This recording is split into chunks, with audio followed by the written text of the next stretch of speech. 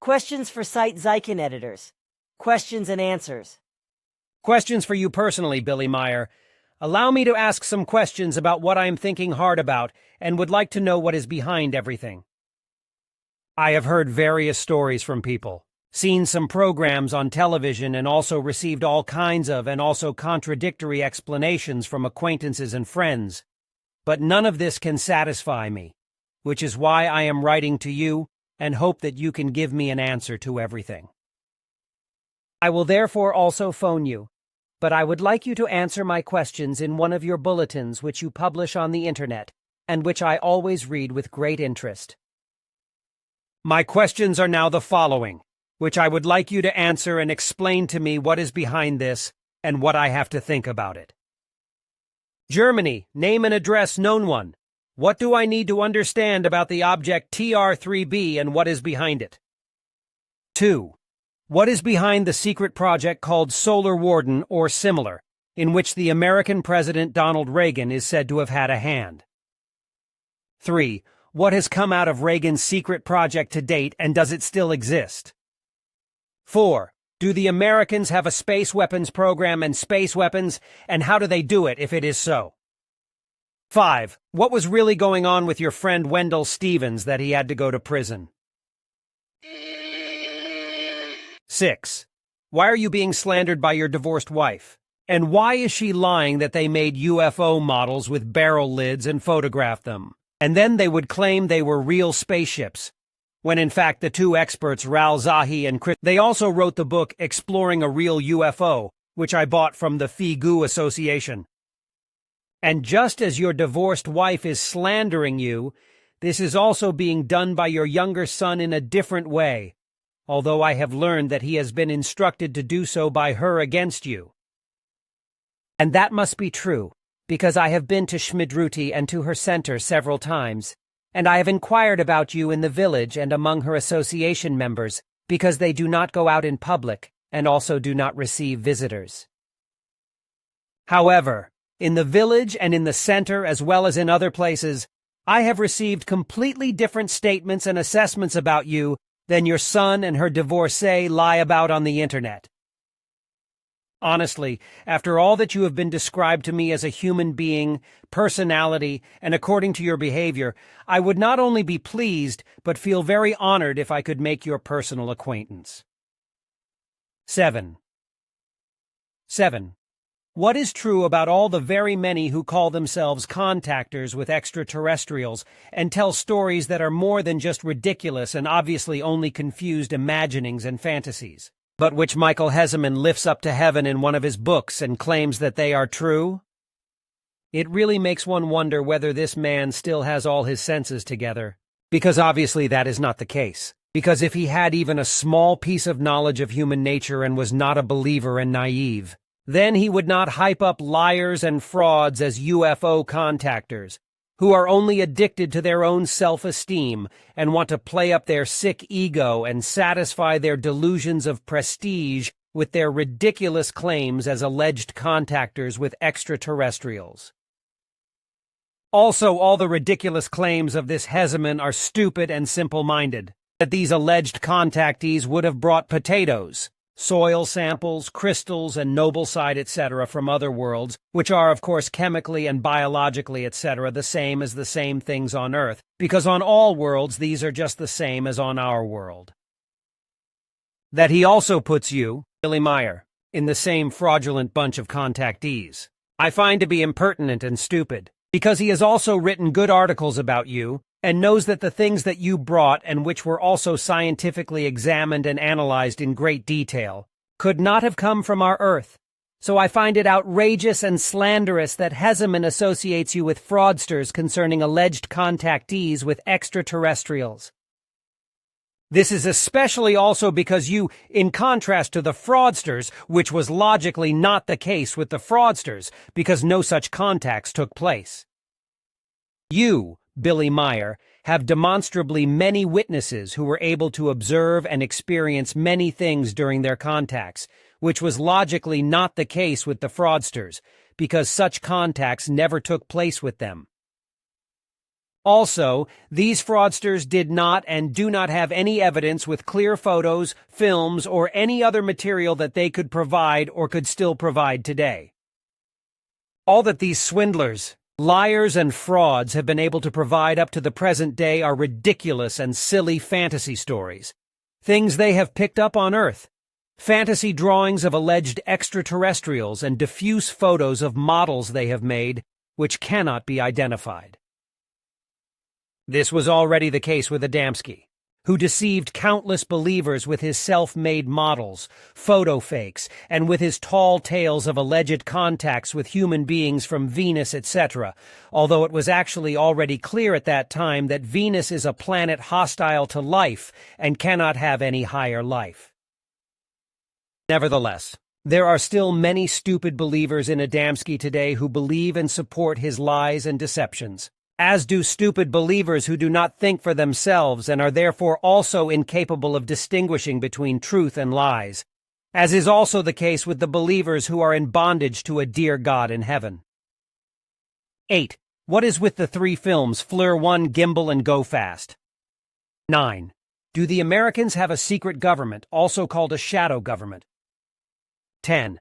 There was a man in America called James Forrestal who knew something about UFOs, but then he killed himself, but why I don't know, so I want to know why. 11. What is true about the Roswell UFO case? 12. Why do so many stupid people still believe the tall tales of Adamski and other frauds and swindlers?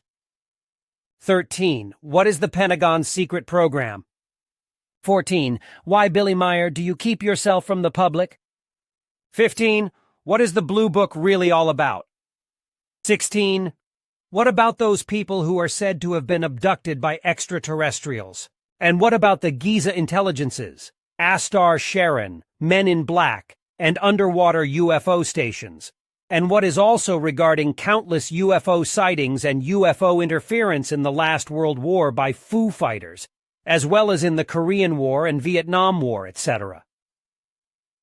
Answers? Unfortunately, mister, I am not allowed to answer all your questions, but to all those which I am allowed to address and explain, I will comment. Your questions 1, 2, 3, 4, 8, 9, 12, and 14 are covered by my duty of confidentiality. I find it regrettable that I am not allowed to mention your name, but I can fully understand this, because in your position, this would probably cause disaster for you. But as I said to you on the phone, you are not the only person in a German state leadership position who turns to us, maintains contact with us, and seeks factual information from us, instead of from some fantasizing UFO groups, etc. 5. What was really going on with your friend Wendell Stevens, etc.? Answer, Lieutenant. Colonel Wendell Stevens, USAF Ret. Was not only a very good, honorable, upstanding, and worthy friend to me, but also an honorable and extremely trustworthy human being on whose word and promises I could fully rely 100%. But this was precisely his undoing, namely because he was truly trustworthy and kept his given word of a given promise, with regard to information that I was allowed to give him in the confidence of absolute silence and secrecy, as I had already been instructed to do in the 1940s by the Plejaren Svath. At that time, I did not know Wendell Stevens, but first learned that one day in the future he would contact me, which, indeed, he did. What led to Wendell Stevens being viciously discredited was the fact that my information made him a secret keeper, who steadfastly refused to divulge that information to certain quarters who wanted to force him to talk. However, his steadfastness of silence brought him harm and mischief, but that still did not stop him from ironically keeping his promise of silence. So he accepted that, as a result of keeping his promise in silence, he had to suffer injustice through sleazy lies and maliciously directed slander from those authorities who wanted to force him to speak and betray his given promise. I don't think there is anything more to be said about this. 6. Why are you slandered by your divorced wife, etc.? Answer: I do not comment on this, because for me these things of the past are closed and forgotten. Therefore I take the liberty of letting 2 other persons have their say on this matter, who had a very good insight into everything, and have themselves written and partly also published some things in order to clarify what was effectively fact. What must be mentioned for my part, however, is that stupid and unreasonable people, usually journalists, who turned against me as enemies and other antagonists and thought themselves great and exalted above me, as many still do today, insulted me with dirty lies and slanderous articles, which among other things also led to vicious attacks being made on me, even in the presence of FIGU members. Responsible for various lying and slandering articles were, for example, the American Calliope Meier, as well as the editor-in-chief and publisher of the magazine Mysteries, but also the scribbler HWP of the JUFOF equals Journal for UFO Research. While the KK from the USA itself invented lies and slander and spread them worldwide, the editor-in-chief and publisher LB of the magazine Mysteries, as well as the scribbler WP of the JUFOF, operated a smear journalism unparalleled, which was built on malicious lies and slander. There is nothing more to say about this from my side, which is why I will now only list some statements by Michael Hesemann, which he wrote to Professor Jim Deardorff while he was still editor-in-chief of Magazine 2000+, and which probably say much more than if I had to justify myself. Editor-in-Chief of Magazine 2000+, Germany from Michael Hesemann, Germany letter to Professor Jim Deardorff, USA to Jim Deardorff. Here is my answer to the statements of KKK equals Cal K Corf D. U. A case of the caliber of the Billy Meier case can only be investigated by an interdisciplinary approach in which each expert has his own role. It does not help the case if, for example, 10 researchers travel to Switzerland several times to interview the same witnesses 10 times, repeating themselves ad nauseum. It helps the case if each team member becomes active in his or her field of expertise, and if the team members exchange the results of their disciplines. That is why it was more than enough when Lieutenant Colonel W.C. Stevens, Britt and Lee Elders and Tom Welch went to Switzerland in 1978 to 80 to conduct a field investigation, which was repeated in 1998 by Jaime Maussan, a professional TV journalist for Televisa, the largest private TV station in Mexico, and me, a cultural anthropologist and historian, and which confirmed the results of the first investigation. In the course of our investigation, which included 4 visits to Switzerland on my part and 2 on Jamie's part, we were able to interview 24 eyewitnesses, 21 of them FIGU members, 2 ordinary inhabitants of the village of Schmidrüti, and a UN diplomat film Billy's picture and film collection as well as metal samples, and measure 4 of his contact, that is to say, picture-taking locations. While analyzing his 8mm films, we managed to locate a first-generation print from 1976, as well as first-generation prints of his pictures, far better material than the critics ever dealt with. In the years before, I visited Billy's home half a dozen times and had 2 very intense conversations with Calliope Meier, Billy's ex-wife, one in 1988, the other in 1990, at which time she testified as a witness to Billy's contacts and confirmed in an affidavit 1991 that she herself was a witness to Billy's contacts and that she never found any evidence to suggest that Billy manipulated or falsified any evidence. So allow me to ask, was she lying then or is she lying now? Or are we merely confronted with a war of the roses? Is Kvyat's journalism as serious as that of someone trying to get to the truth about Woody Allen by merely interviewing Mia Farrow? It is a documented and witnessed fact that Kvyat contacted Billy in March 1998 and promised him a fair presentation of his case. In fact, he told Billy that he believed in his case and had been trying for years to present it to the American public in an open, positive way. He told me the same thing. That's why Billy gave him permission to use his film. Bob Kvyat lied to us and grossly abused our trust. His Fox swindle, far from being a fair journalistic treatment of the case, is nothing but a public condemnation without the slightest possibility of defense. On the other hand, it merely proved how unscrupulous and manipulative Hollywood producers can be when they smell fast money. 1 poppies equals Calliope D. You. Rubbish bin lid is outright nonsense. Yes, there is a remote resemblance between these bin lids and part of the cake ship. But what does this tell us about a case that was closed in its photo phase back in 1976, after half a dozen UFO types were recorded in authentic settings, objects of which we have comparison snapshots of identical flying apparatus from different countries? I admit that the pie ships were taken at a rather difficult time after Sim Yase's contacts had ended and just before Billy, after the stress of various attacks, suffered a breakdown from which he is still recovering. Therefore, there is a possibility that these pictures, like others, served the purpose of contaminating the case.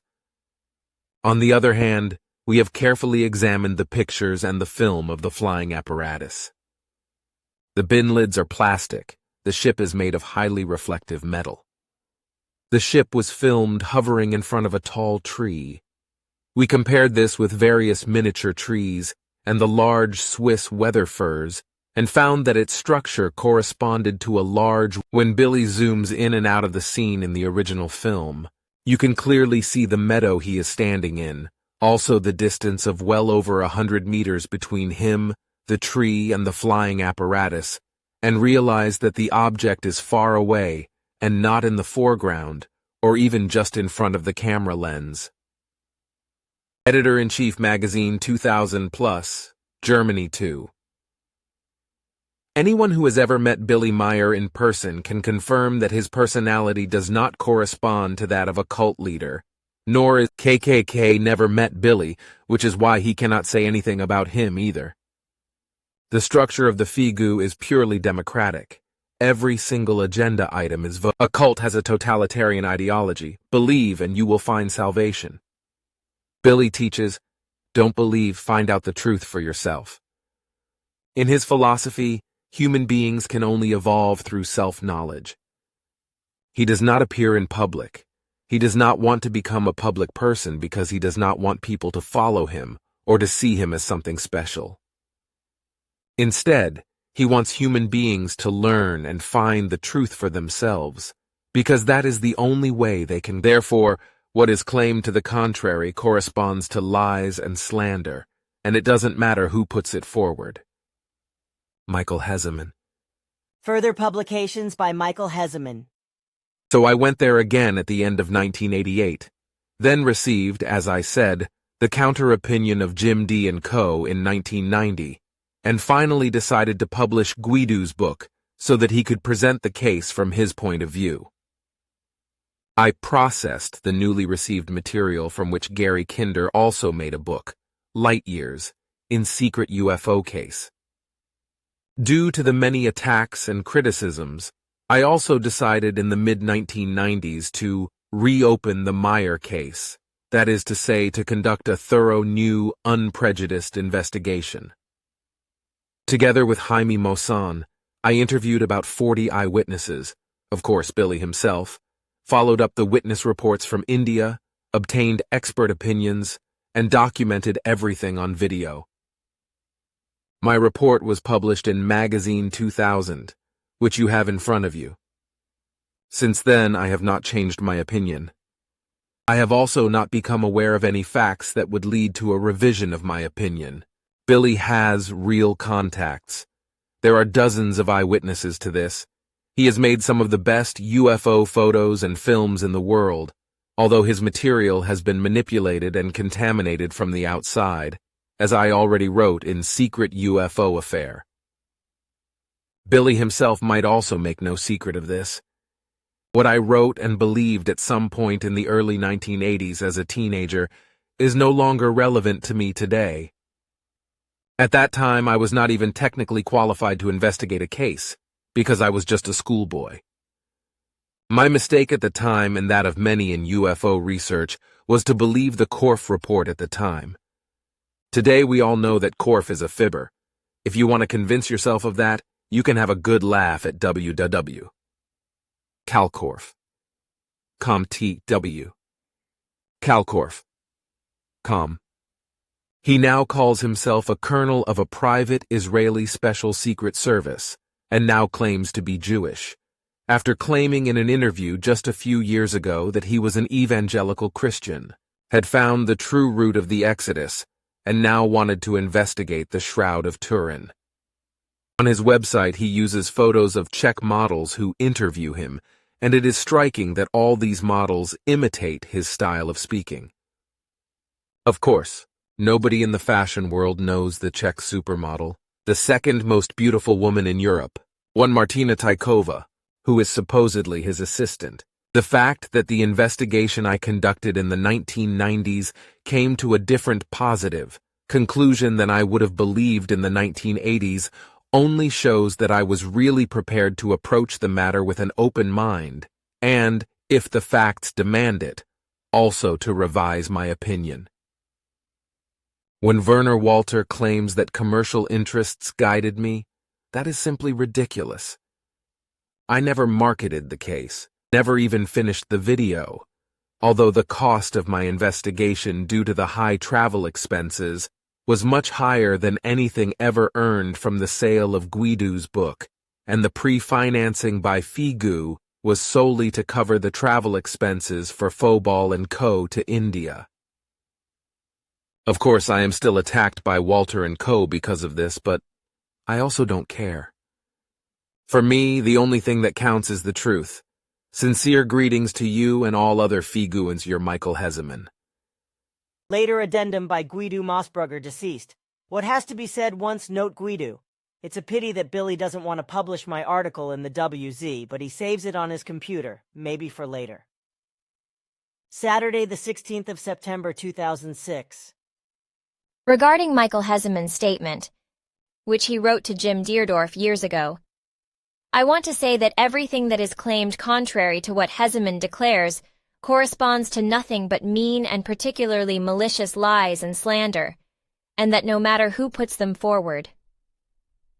This refers specifically to everything mendacious that is attributed to Billy out of hatred, as I have experienced myself since I met him in Hinwil in 1972, and he has since been viciously terrorized to hinder his activity and mission by having his pictures stolen and forged by a man who was a resident of the canton of Ticino, as well as by a man from the Swiss Rhine Valley, in order to harm Billy.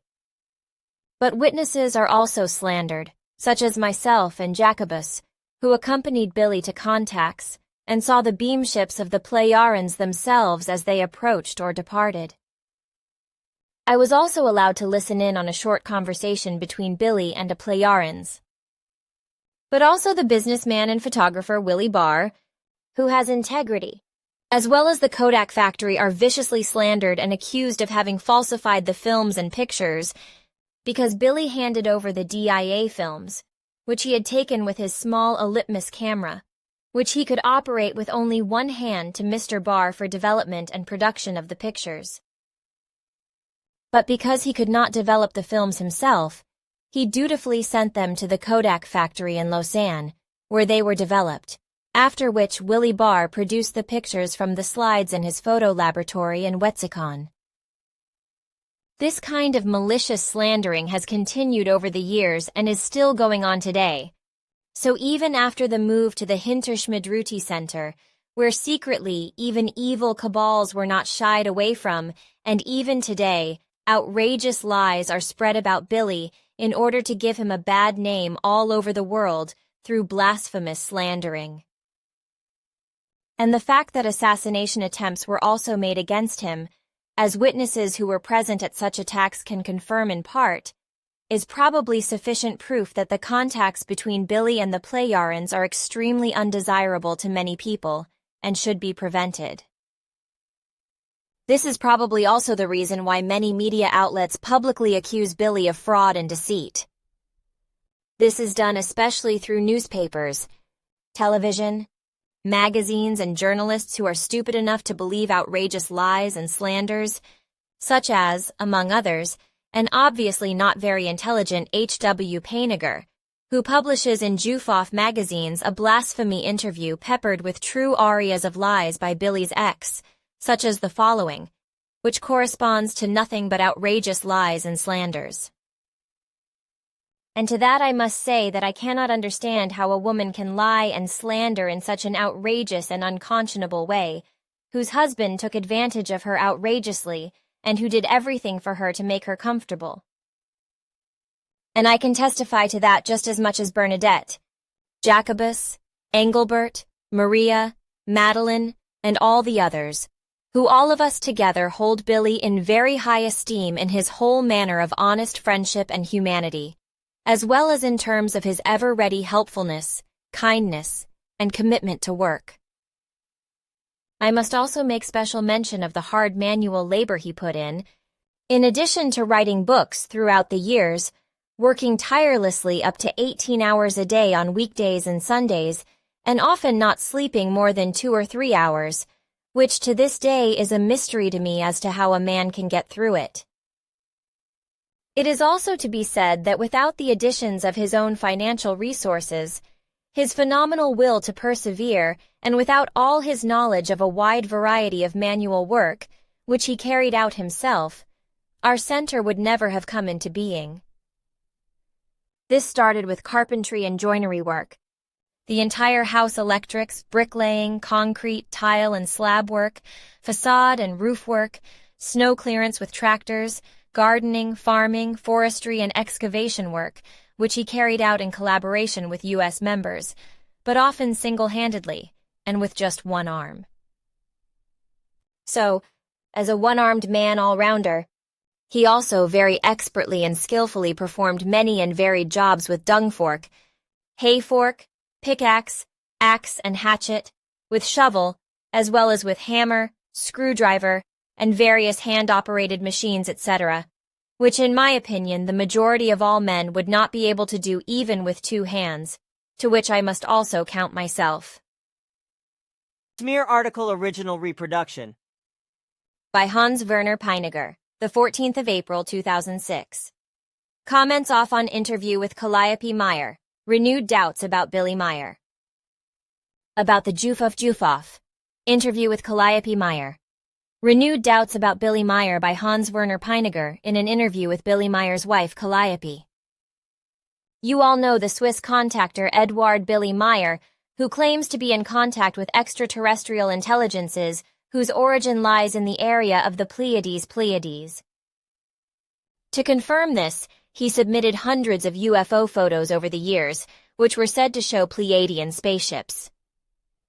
In the past, we have addressed the case several times, and in Jufoff No. 79, 192, 17 FF a detailed review written by me of the book Guido Moosbrugger, Und sie fliegen doch appeared, in which I once again presented our skeptical attitude towards Meier's fantastic claims. Skeptical attitude is actually an understatement.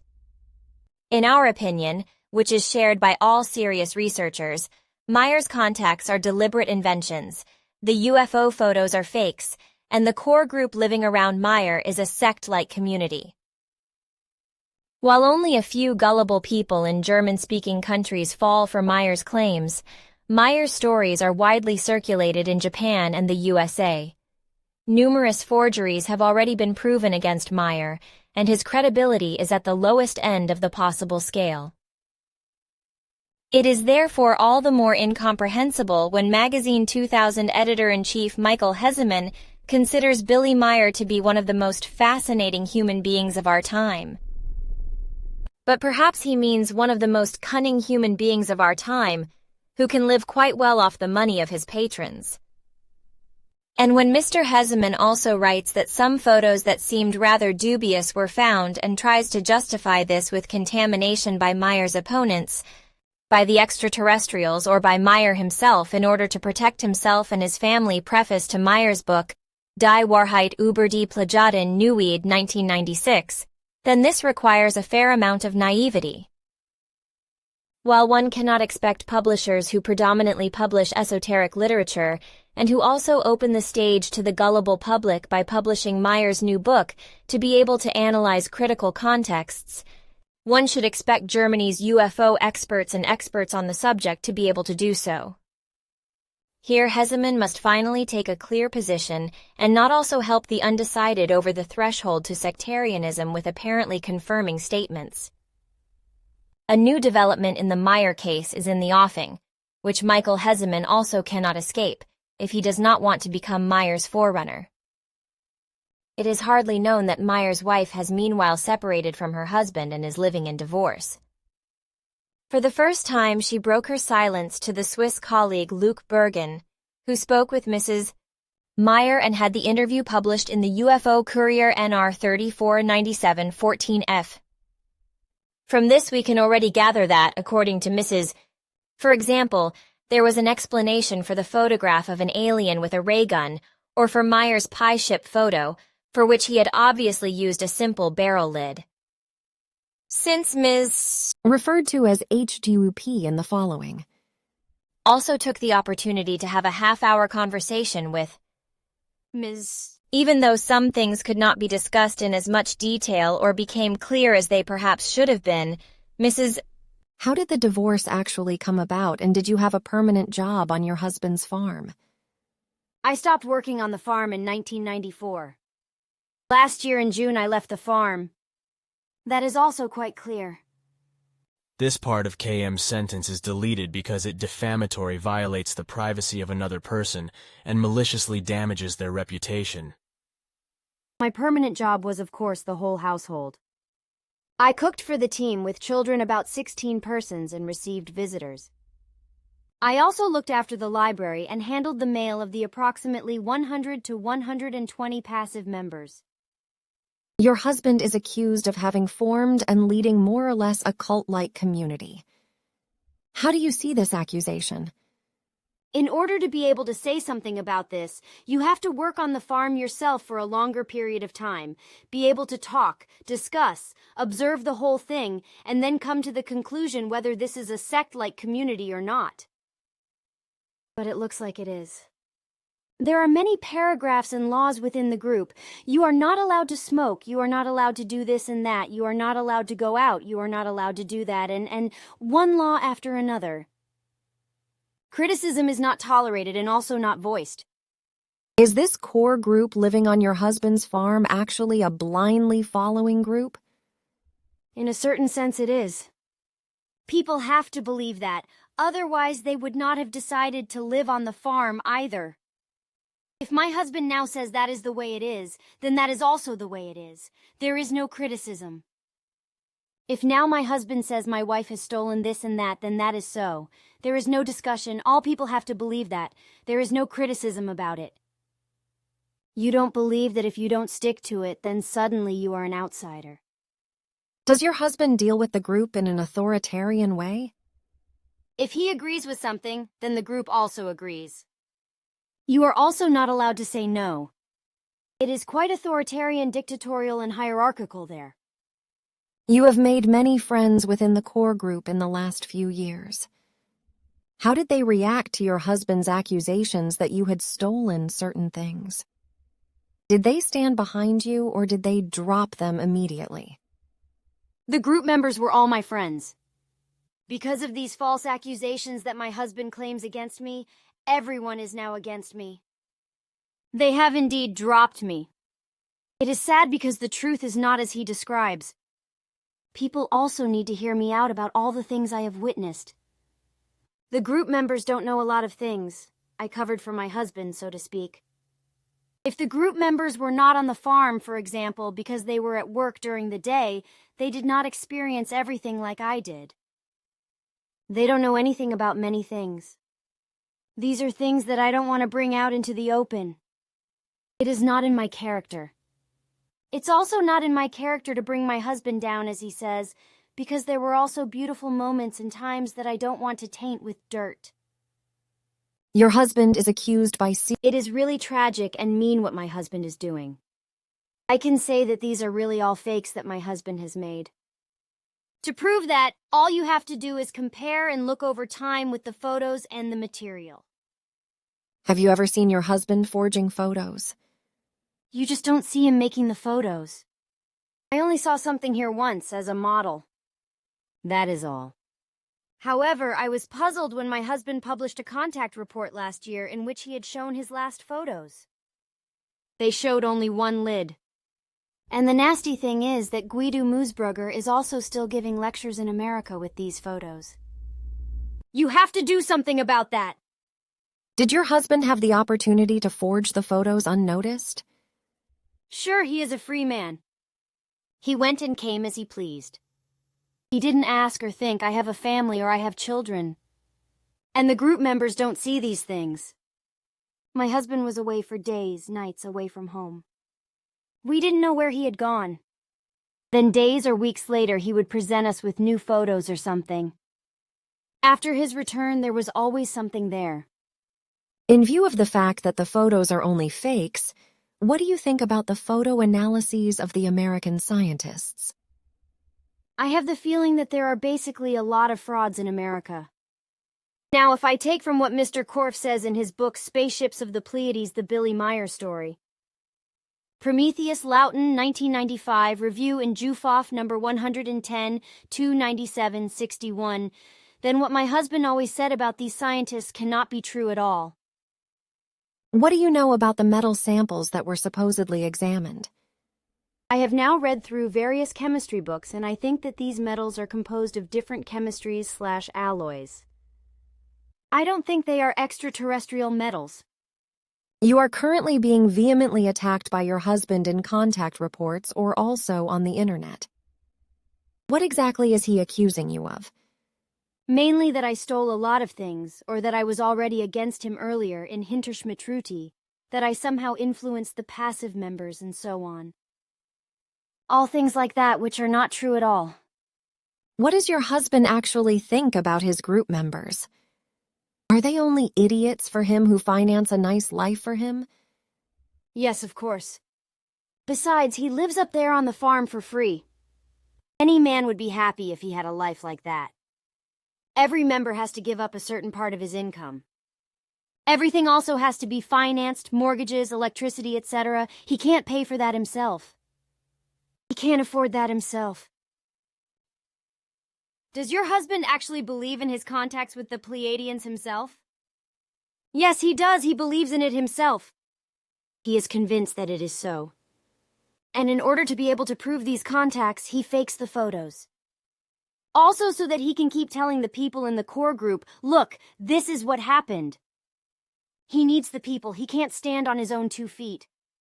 He doesn't want to get out of his psychological labyrinth.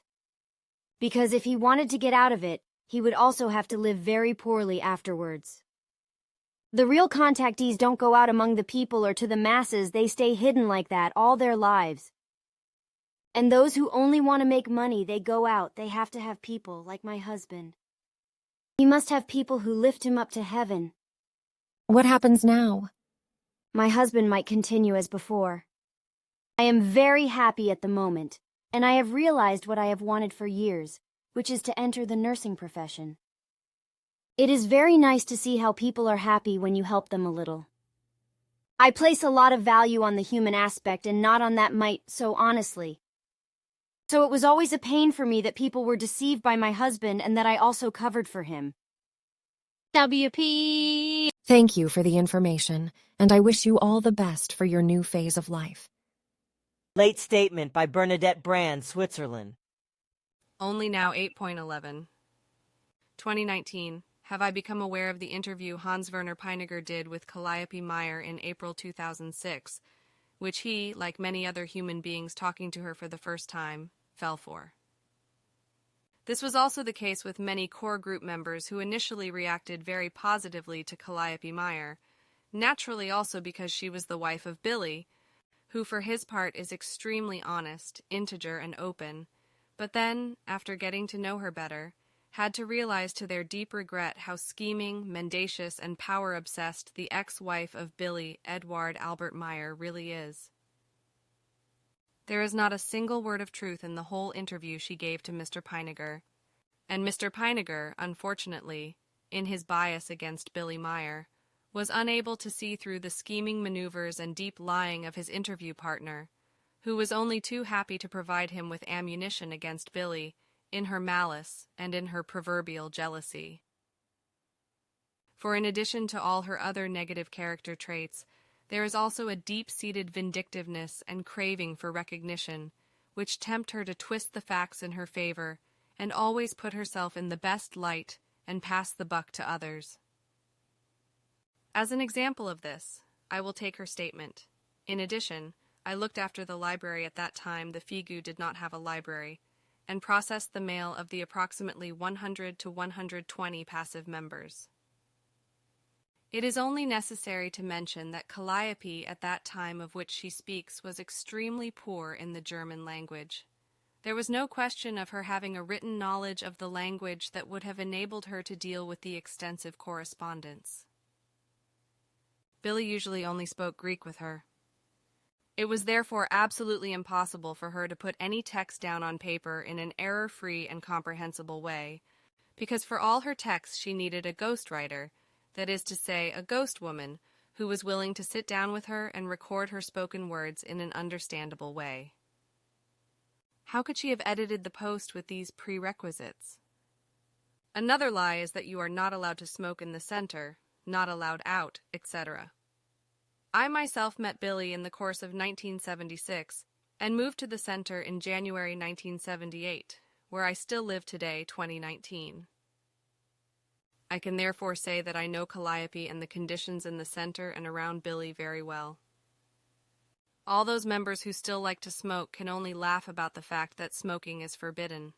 Billy himself was a heavy smoker, and the fact that one was supposedly not allowed to go out is equally ridiculous, because all core group members, whether living in the center or away from it, lead their own private lives and their personal friendships, about which they are accountable to no one, because FIGU is organized as an association and not as a sect that blindly follows its guru.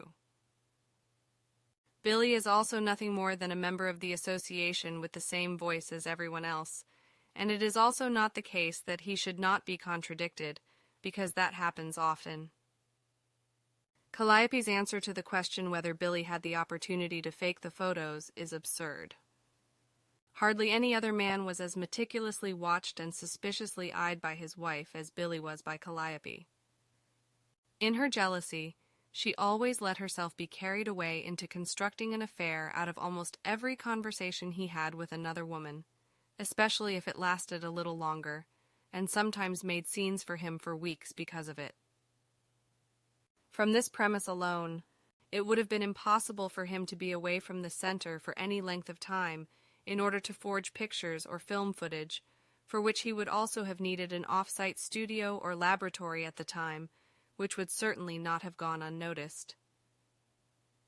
Quite apart from the fact that, on the one hand, he could not have afforded the necessary equipment for such forgeries financially, and on the other hand, the technical possibilities for such forgeries were not yet available at that time, which Mr. Peiniger, for his part, should actually have known if he had really dealt with the matter in an unbiased and objective manner, and had acquired the necessary specialist knowledge.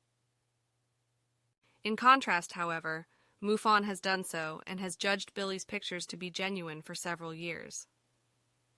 The fact that Calliope claims to have read and understood various chemistry books and, if she has actually done so, ascribes to herself from them the necessary expert knowledge that is required for the assessments of the metal samples, only shows the extent to which she overestimates herself and how great her craving for recognition is, with which she even disregards the judgment of such a luminary as Dr. Marcel Vogel. All Calliope's other statements are also not to be taken seriously and represent the exact opposite of what reality and facts are. However, everyone who knows Calliope personally is clearly aware of her extremely ambivalent relationship to given facts, because often enough she herself has made it clear in which fantasy world she lives. There are no morons, as Mr. Peiniger and Calliope like to present it, in the Center and in the FIGU Association, but independent, self-reliant human beings who stand up for themselves in every situation and who do not think that they have to be considered as something better, as is the case with Calliope, who tried to push herself into the foreground at the expense of the truth even before her divorce from Billy. But the fact that she cowardly conceals the fact that she herself encountered an alien, namely Ptah, and that she was able to see the Plejaran ships several times even in daylight, apart from the fact that she also had other experiences that should have made her think, if she were honest, fits her and her lying, scheming, and malicious defamatory behavior very well. 7. What is true about all the very many claims of human beings, etc.? Answer. First of all, I would like to say a few things about Michael Hesemann, because I think it is necessary for me to explain a few things about him. First of all, Michael Hesemann is not the man you think he is. It is true that he has obviously turned away from the matter of UFOs, etc., and, as it seems and is to be assumed, although it remains an assumption until clarity arises, has turned to faith in Catholicism, because on the one hand, I have not heard from him for years, and on the other hand, when informative material from him is broadcast on television, it emerges that he has found a field of activity in the Christian faith and the Vatican. This, however, is only an assumption and, moreover, his own personal affair, in which no human being has the right to interfere. As for your questions and attacks on Michael Hesemann, I think that attacks of any kind against him correspond to your personal view, which I cannot share with you.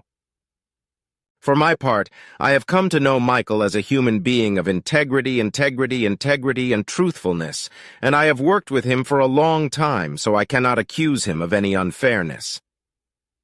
Michael Hesemann is a human being who has not simply dealt with UFOs, but is also very educated and is also a historian, author, documentary filmmaker, and specialist journalist on contemporary and church history topics. Michael first became known for his research and publications on UFOs and extraterrestrials at the end of the 1980s and beginning of the 1990s, after which he also turned to other areas of expertise from 1997 onwards, and has since been writing and publishing Christian-themed books as an author. But what about the fact that Michael, whom I hold in very high esteem as a human being, and also with regard to his work and all the hostility he has taken upon himself for me, names many alleged contactees as real contact persons with aliens in his UFO books, etc., then that is effectively his business alone. Under certain circumstances, the whole thing may be due to the fact that he did not have the opportunity to get to know all the persons in question and to clarify with them in detail what was truth and what was lies or pure imagination. Perhaps he may also be, as you say, somewhat naive, whereby I think that he may have proceeded somewhat naively in his assessment of the so-called contactees according to your naive understanding. But whoever has somehow not also done this himself once in his life, let him cast the first stone at Michael Hesemann. In doing so, however, I think that no honest human being on earth can throw a stone, because namely, every single human being inevitably makes mistakes, misunderstands something or acts wrongly, whereby precisely such mistakes are in any case undoubtedly made out of a certain air of naivety that cannot be recognized as naivety. Naivety, in fact, is not to be evaluated simply according to what the vernacular tends to do as blue-eyedness, childlike, primitive, simple-minded, harmless or foolish, and so on. For the word naivety derives from the Latin term nativus, which, as a know-it-all and falsification of terms, has been completely wrongly defined and means something completely different from just blue-eyedness. Harmless or foolish, etc., the term naive, deriving from the Latin naivus, means that a certain behavior of the human being is born, that it is innate, natural, and thus native.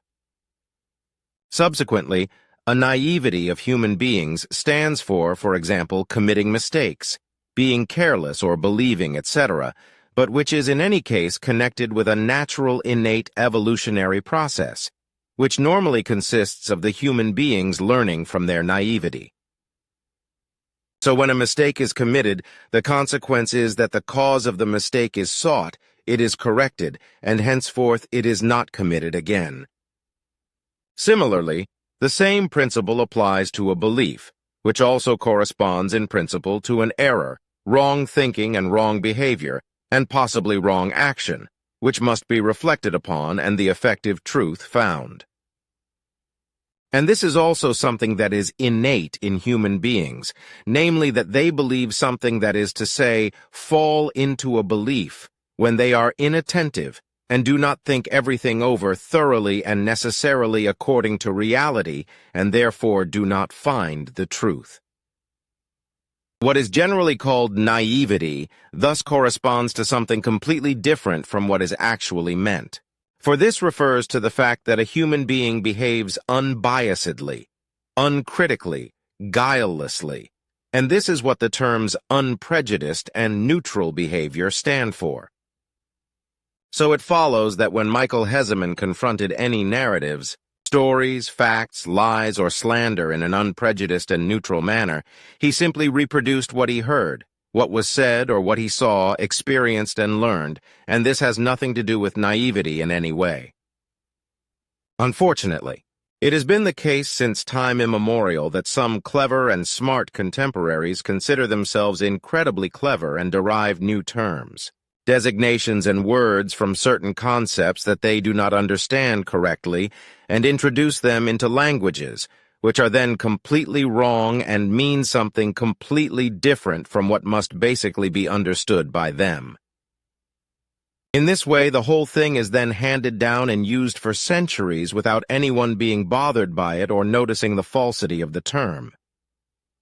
But if one day someone appears who understands certain words, terms, and designations in accordance with correctness, and is therefore able to interpret and explain them correctly, that is to say what they actually mean, then all the know-it-alls of linguistics abandon the Enlightenment to ridicule.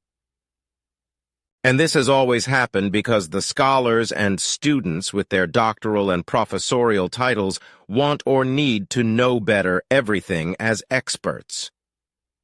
Consequently, it is almost impossible to correct and replace really completely wrong terms with effectively factual correct words, terms, and concepts. But as far as all the alleged contact persons with equally alleged extraterrestrials are concerned, as well as again alleged materials such as Earth, precious metals, crystals, potatoes and flights into space or to other worlds, channeling with extraterrestrials and other nonsense, I know from Plejaren's investigations and from my own experiences with such persons who tell such nonsense that such lying and deceiving earthlings of both sexes are running around on Earth almost en masse, spreading fantasy stories and deceiving their believers.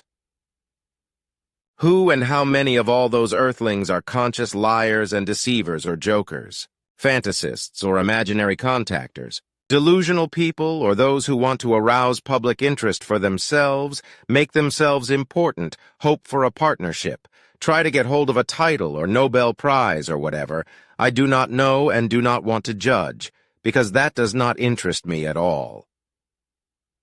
For me, only reality and truth are of profound significance and importance.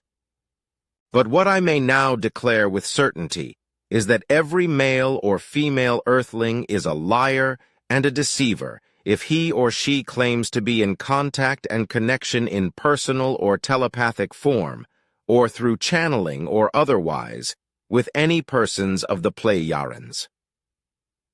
10. There was a man in America whose name was James Forrestal, etc. Answer.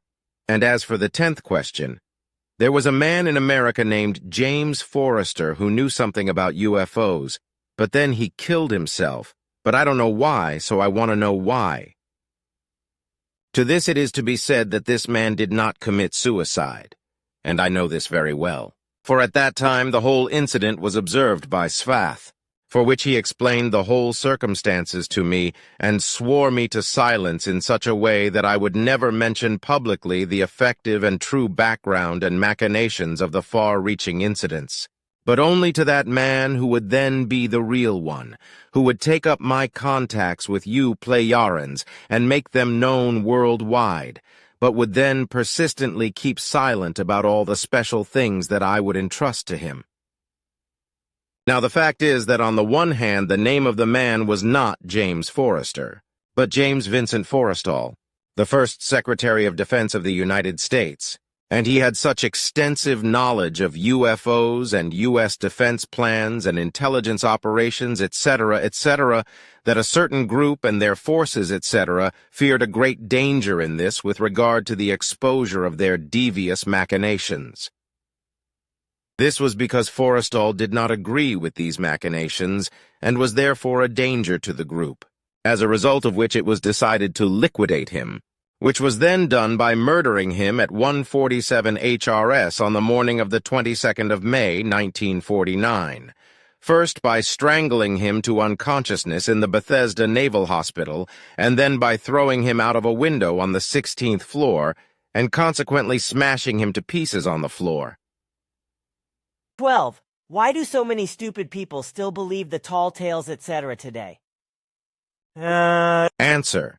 The unknown, the fantastic, the inexplicable, the novel, and the futuristic have been a magnet for human beings since time immemorial, and so it has remained to this day.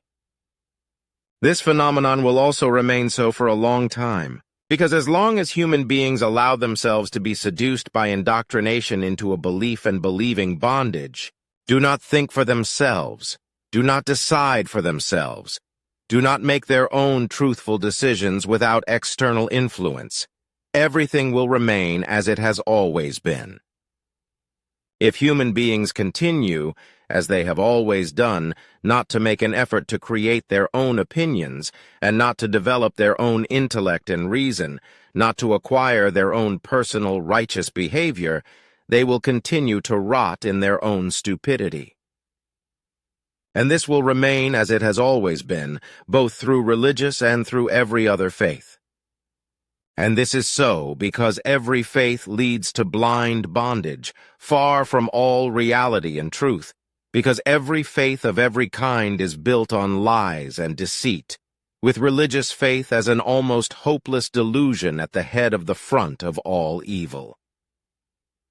But what is to be said now concerning Adamski himself can be explained succinctly. Adamski was an unparalleled swindler, whom many followers, devoid of reason and intellect, believed unthinkingly, and still do so today, because they are incapable of getting to the bottom of reality and truth themselves in their obedient faith.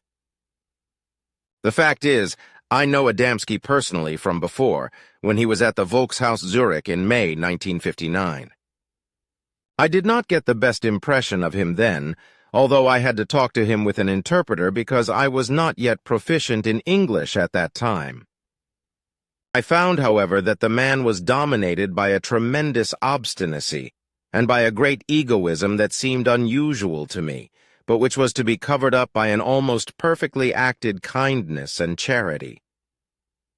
I found that the man had an extraordinary gift for persuasion and suggestion and always knew how to draw the conversation to him. It was clear that he had fallen for an ideal and was exploiting it in his own favor with a feigned help for the oppressed.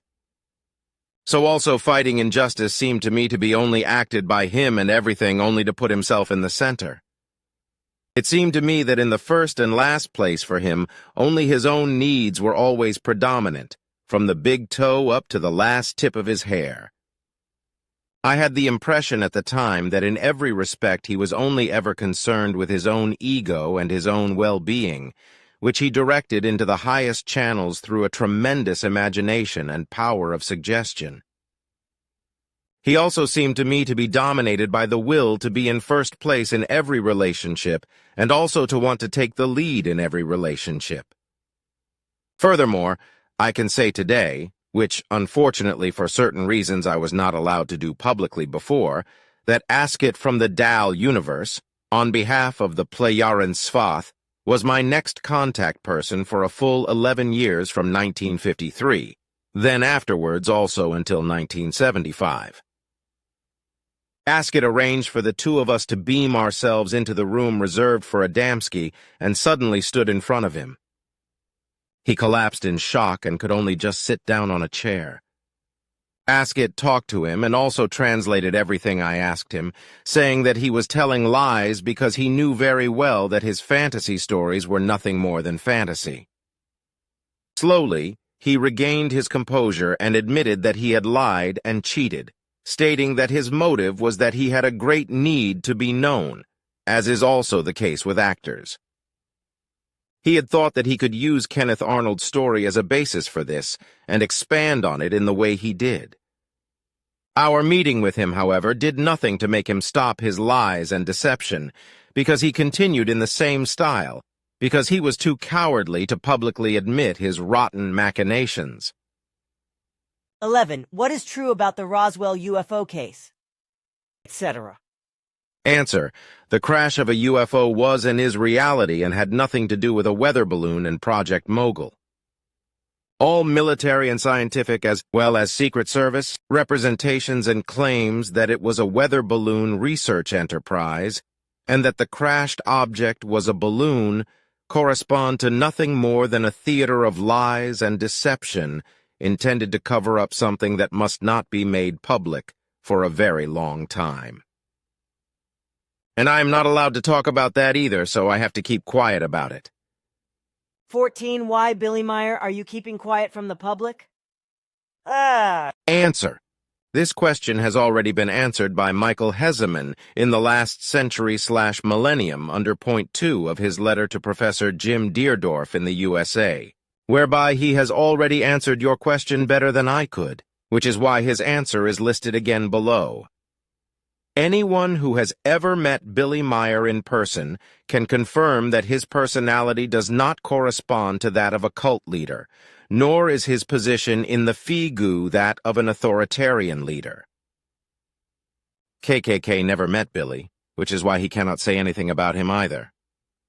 The structure of the FIGU is purely democratic. Every single agenda item is voted on. A cult has a totalitarian ideology: believe and you will find salvation. Billy teaches, don't believe, find out the truth for yourself. In his philosophy, human beings can only evolve through self-knowledge. He does not appear in public.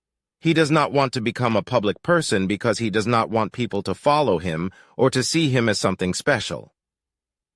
Instead, he wants human beings to learn and find the truth for themselves because that is the only way they can grow and evolve. Michael Hesemann, the 28th of December, 1998. 15. What is the Blue Book really all about? Answer: with regard to the Blue Book mentioned, it should be said that it is the U.S. Legal Citation Manual, in addition to which there are other Blue Books. For example, the following is listed in Wikipedia. Blue Books, books submitted to the British Parliament on diplomatic negotiations. See Blue Book England, the specification of the CD Extra Hybrid CD with audio and data session. See Rainbow Books.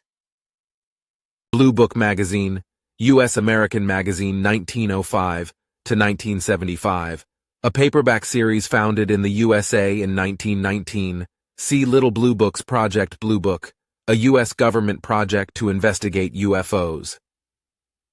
Regarding the requested Blue Book, however, the following is to be said: that it is a Project Blue Book, namely a U.S. government project for the investigation of UFOs, on which I found the following in Wikipedia, which ultimately boils down to the fact that according to the alleged Blue Book investigations into UFOs, such should not exist.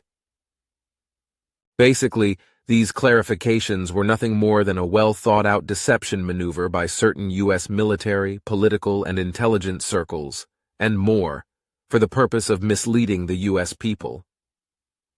This, while also in the Soviet Union, the UFO phenomenon was largely hushed up by the KGB, etc., although the UFOs also caused concern in the USSR government and KGB circles. It is also a fact that during the Cold War between the USA and the USSR, these objects repeatedly evoked the danger of another world war, partly even technically controlled by certain UFOs themselves, but then neutralized by them again. However, what is now explained in Wikipedia with regard to Project Blue Book, which ultimately served to deceive and lead the U.S. American people by the nose in order to mislead them with regard to the effective truth of the UFO phenomenon, and to keep them in complete ignorance through lies and deceit, is the following. Project Blue Book was one of several systematic studies by U.S. Air Force intelligence to collect and analyze sightings of UFOs by Air Force pilots, Air Force radar stations, other Air Force personnel, and field investigation. The study began in 1952 and was the third of its kind after Sign 1947 and Grudge 1949. The end of the project was ordered in December 1969, and all activities ceased by the end of January 1970. History Project Sign, Project Grudge. In 1947, Project Sign was established and also reported for most of 1948. Some of the staff, including Project Director Robert Snyder, favored the extraterrestrial hypothesis as the best explanation for some UFO reports. High-ranking superiors then disbanded the project, and the final report stated that while some UFOs corresponded to real aircraft, there was not enough data to determine their origin. Project Grudge followed in February 1949, and everything was evaluated on the premise that UFOs did not exist. Scorn spread through the Pentagon, and many treated the subject as a ridiculous joke. Personnel investigated little to nothing, but at the same time declared the opposite. Some military officials spread so much gloating and ridicule that generals had to demand respect for the reports and their observers. The public was deliberately disinformed with false reports. Pilots were portrayed as incompetent and hallucinatory, and generals lied to each other. The final report of August 1949 listed misinterpretation of conventional objects, mass hysteria, lies by persons with a need for recognition, and psychopathological persons as explanations for UFOs. Project Blue Book. In 1951, the new Project Blue Book was founded under the direction of Edward J. Ruppelt. He tried to make the investigations more systematic and scientific. In particular, he promoted a standardization of the questionnaires faced by personnel who had made sightings. In 1954, Project Blue Book presented Project Blue Book Special Report Number 14, which contained sighting reports and tables. In total, some 3,200 sightings were documented by Project Blue Book. The sightings were categorized as known, unknown, and insufficient information, and the quality of the reports was graded on a scale of 1 to 4. Around 69% of the cases were categorized as known, 9% lacked further information, and 22% were rated as unknown. 33% of all excellent cases were unknown, compared to only 17% of the worst cases.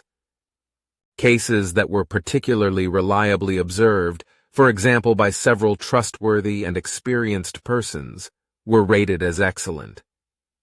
Furthermore, the known sightings differed significantly from the unknown sightings in the observed characteristics. Despite these statistically striking circumstances, the Air Force claimed that the report would confirm that none of the sightings could be associated with extraterrestrial vehicles. Edward J. Ruppelt, in his 1956 book Report on Unidentified Flying Objects, criticized this assessment of the report. He was of the opinion that the report had been misused for political purposes without addressing the contents. The astronomical advisor to Project Blue Book was J. Allen Hynek, director of the Macmillan Observatory at Ohio State University.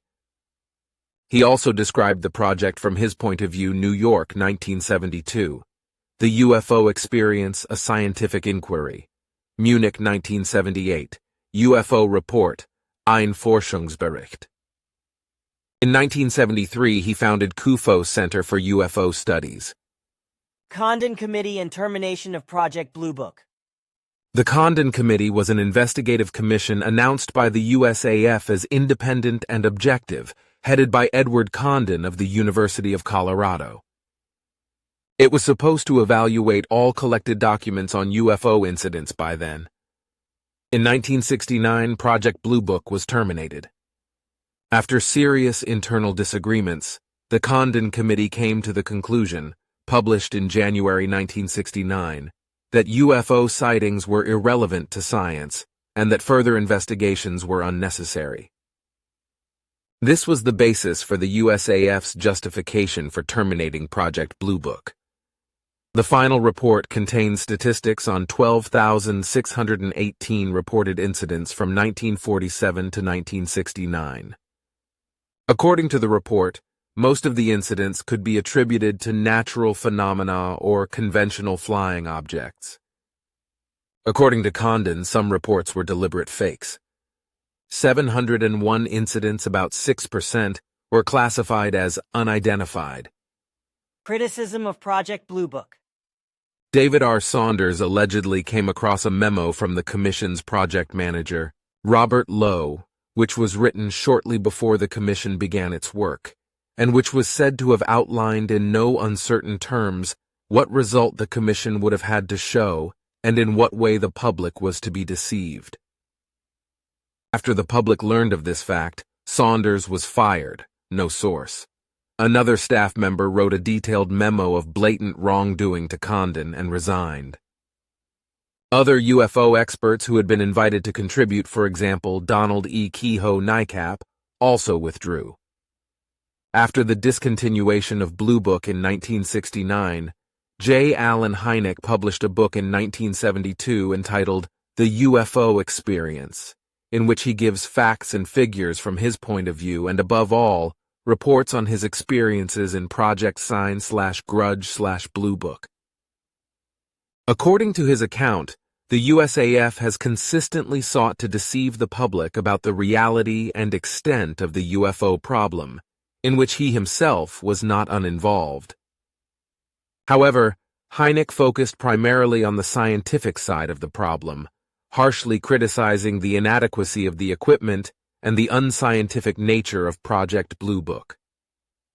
In the meantime, however, more recent studies have appeared on the American fascination with UFOs and the state's interest in them. Documentation. The Project Blue Book files are stored in the National Archives under the Freedom of Information Act and are available to the public. The microfilm archive can also be accessed and searched in its entirety on the Internet. Names of eyewitnesses, however, have been deleted from the documents. The document also contains references to 2 investigations by the University of Colorado and a public statement UFO fact sheet, clarifying that no evidence of extraterrestrial vehicles was found in any of the cases investigated. 16. What about those people who have been abducted by extraterrestrials, etc.? Answer. Regarding abductions of Earthlings by extraterrestrials, I have neither any exact knowledge nor do I know people who have had such experiences. In this connection, however, the Plejarians explain that such events would probably have occurred due to the foreigners who function on Earth, but about which they would not care at all. Basically, such abductions, if they actually take place, lead back to other intelligences, whereas the Plejarians have nothing to do with such abductions. The Plejarians themselves do not want to have anything to do with the foreigners on Earth, as they call these other intelligences, and consequently they protect themselves against any sighting or locating of the foreigners, because they do not want to enter into any contact with them under any circumstances, nor with Earthlings. Regarding the Men in Black and underwater UFO stations, it is not allowed for me to give any information about them. UFO sightings have been innumerable around the world since time immemorial, with such observations largely effectively traced back to flying objects that are the result of the various groupings of foreigners that reside on Earth. Otherwise, many observations can be traced back to some kind of earthly natural phenomena, which can be extremely diverse and which are also referred to as UFO sightings. Furthermore, sightings can also be purely earthly fabricated futuristic flying objects, which are referred to as UFOs due to their modern or unusually alien forms, simply as unknown flying objects. As far as Foo Fighters and interference of UFOs by foreigners are concerned, which very often appear on Earth, interfere in acts of war or can cause a threat of war or a huge catastrophe, I do not know anything about that. This also does not apply to UFO occurrences during the last World War, from 1939-1945, as well as during the Korean War and the Vietnam War, etc. Everything corresponds to equally strange occurrences, as also when human beings walking or traveling in cars or in trains, etc., or flying in aeroplanes are pursued by UFOs, chased in fear and terror or abducted, etc.